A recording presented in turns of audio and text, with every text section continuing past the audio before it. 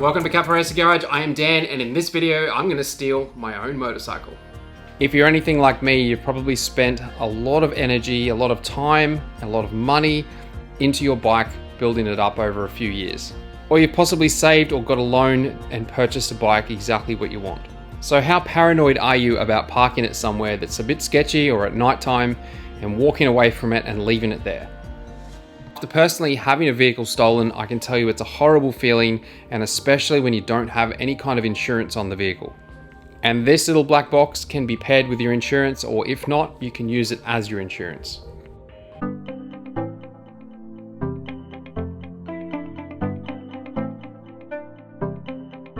In this video, I'm going to cover 4 topics: what it can do, how much it costs, where you can hide it, and also a few methods on preventing your bike from getting stolen in the first place.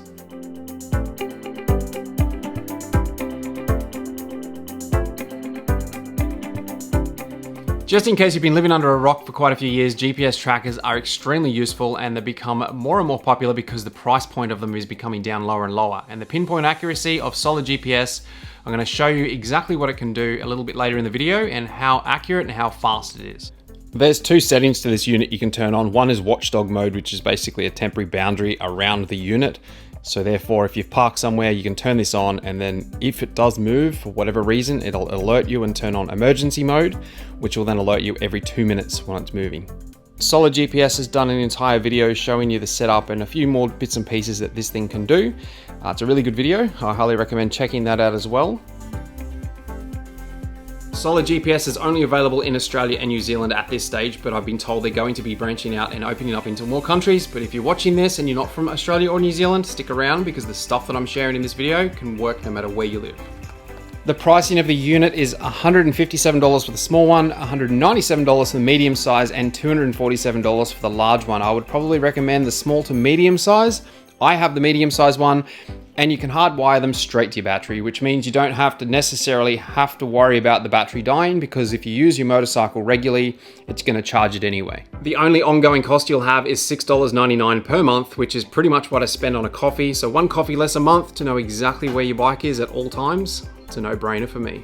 And if you do decide to put this inside a plastic box or mount it somehow with a strap, I would highly recommend using maybe even tamper-proof bolts, just to make it really difficult for them to remove. I don't have any tamper-proof bolts for this at the moment. I've ordered some online, but until then I'm just going to use these guys.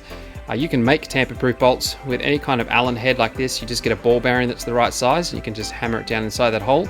Makes it super hard to get them out. The idea behind me doing this isn't to make it impossible to remove, it's just to slow the person down. The one thing I really love about this unit is it's just super simple, and so is the app.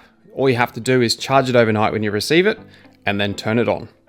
If you do decide to put it somewhere where you can't plug it into a battery, then I would probably recommend getting the biggest one you can afford. So once you log in and you can see it visible on the desktop or on the app, it's just a matter of placing it on your bike somewhere. Or if you're going to put it in the car or in a trailer, you can also do that as well. Just keep it out of the weather. You won't believe what's just happened. I took the bike out early this morning, and as I took it for a spin, I heard this hideous noise coming from the motor.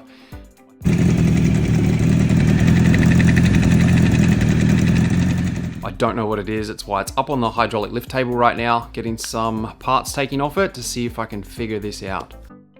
A few places you could possibly discreetly hide this is inside your headlight bucket. Just be mindful, if it's a metal bucket, not a plastic one, then it may interfere with the actual signal from the GPS. And this goes for anything with any kind of metal around it, even aluminium or steel. Depending on the type of seat that you have, you could also install it inside your seat foam. So you cut a little bit of the seat foam out and install it up inside the seat foam, which you could never find it ever. Like, no one would even look there. So this unit can run on permanent power, or you can also have it on its own battery, depending on how you set it up or where you install it. If you had a Cafe Racer hump, it was made of fiberglass or plastic or something like that, you could quite easily hide it inside there to be out of the weather, out of the heat, which is kind of perfect. Another idea is putting it inside or around your license plate. Just once again, try and keep it out of the weather if you can, but you could quite easily put it behind your license plate and make a small little plastic box, so it all is just sort of disguises it so you don't even know it's really there. Another really cool idea is having it in plain sight, meaning you can put it inside an electrical box that's actually the manufacturer of the bike, say for instance Honda or Yamaha or whatever you have, and just try and find a little box that looks like an ignition module, and then just hollow that box out and put this in there and have some wires coming off it so it just looks like an ignition module. No one would know any different, and it's a really smart way of hiding it in plain sight. You wouldn't have to do anything to it, you could just throw it somewhere on your bike and hide it perfectly, and take much of an imagination to trick someone into thinking it was an original OEM part. Getting back to the problem I have on this bike with the noise, I've taken the clutch cover off, and what I found after removing the springs was one of them is literally broken in half. So I would say that's the culprit. I've ordered new springs, so hopefully they turn up very soon and we can get this bike out and do a test. It's the following day. I had those springs express posted and I've just put them back in the bike. Fingers crossed, that's all it was. So what I've done is I've placed the unit inside the motorcycle, and now I'm taking it over to my friend's place and he's going to take it for a ride. I'm going to try and track him and see where he ends up.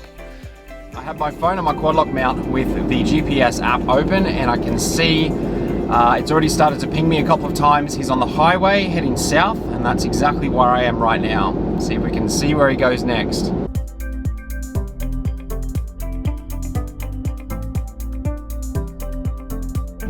So apparently he's just come off the highway and he's heading east. As soon as I got that notification, it must have turned on emergency mode, and it's been pinging me every 2 minutes. Take note of the timestamp at the top left-hand corner of my phone. I'm currently sitting at a set of traffic lights and I'm just waiting for the next ping. It's probably about 30 seconds away to see whether he went right or left, which is north or south. It looks like he's gone south, so let's go south. I think he just did a U-turn somewhere around here. I'm not entirely sure, but it looks like he's heading the other direction now. My suspicions were correct. He's actually heading back the same way we came, but on a different road. So he did do a U-turn after all. Parking the car now because it hasn't pinged for about 15 minutes. So I believe he's parked somewhere around here. Can't see him just yet, but we'll get out of the car and go for a wander.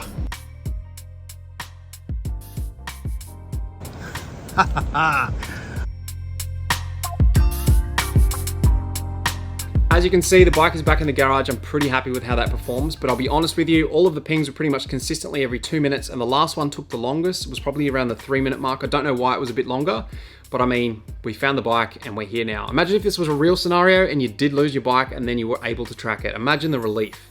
A quick update on the motorcycle engine noise. I want to thank Cody from Motorcycle MD YouTube channel. He's been helping me diagnose this because it's a bit of an unusual one. Went away for a while and then it came back again. So we'll get to the bottom of it eventually. When it comes to theft prevention, the best thing you can do is one of the 3 I's, either invisible, inconvenient, or impossible. And if you can do all of them, even better. If you make it invisible, in other words, put it somewhere where people can't see it or under a cover, it just makes it less enticing for someone to take. When it comes to being inconvenient, I would highly recommend parking it somewhere that's inconvenient for them to get, or it's going to wake someone up at night, or possibly even just using a basic generic lock on the bike, which is inconvenient for them to break to actually take your bike. So if there's other bikes around your bike, they'll probably take that bike rather than yours because yours is just going to be inconvenient. And the last one is impossible. And I know there's no such thing as something being completely impossible to steal. However, if you put an alarm on it or have a lock with an alarm, put a cover over it, park it somewhere inconvenient, and then also have a GPS tracker on your bike, the chances of you getting your bike back are pretty damn high, even if it was to get stolen in the first place. I know prevention is better than cure, but sometimes we get lazy and we forget to put the lock on, and that's when that GPS tracker is going to come into its own, because it's when you don't put the lock on is when someone's going to take it. If you have any questions on the GPS tracker, shoot them an email. Their customer support is amazing. You'll find all of the discount codes to save you some money on my brand new website. It's caferacergarage.co. And a big thank you to Sean at Bulldog Digital, because he reached out to me and he actually built this entire website for me. So we'll be adding to it as time goes on and you'll find more and more discounts.